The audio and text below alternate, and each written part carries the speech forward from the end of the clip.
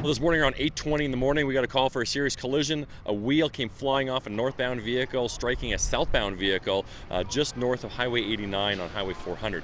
The driver of that southbound vehicle, a 29-year-old woman from Barrie, Ontario, was taken by air ambulance to a trauma center in Toronto with serious injuries. Those injuries right now are non-life-threatening. So she was the lone occupant in that vehicle. The driver of the northbound vehicle, a male lone occupant in that vehicle as well. Obviously, we have our collision reconstruction team and Aurora detachment members trying to determine exactly why this wheel separated from the vehicle. It came off as a tire and wheel assembly off of the hub, and obviously we're going to be looking into that vehicle to see if there's any improper installation, any other defects on that vehicle.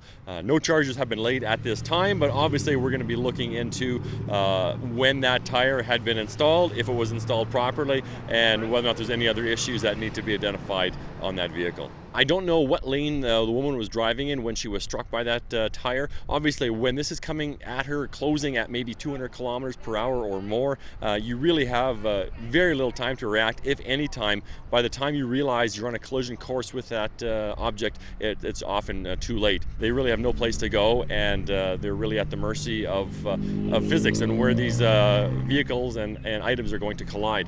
The driver was able to get it off onto the shoulder. That's where the vehicle came to its final rest, and the woman was extricated from the vehicle by paramedics and was subsequently transported by air ambulance to a trauma center in Toronto.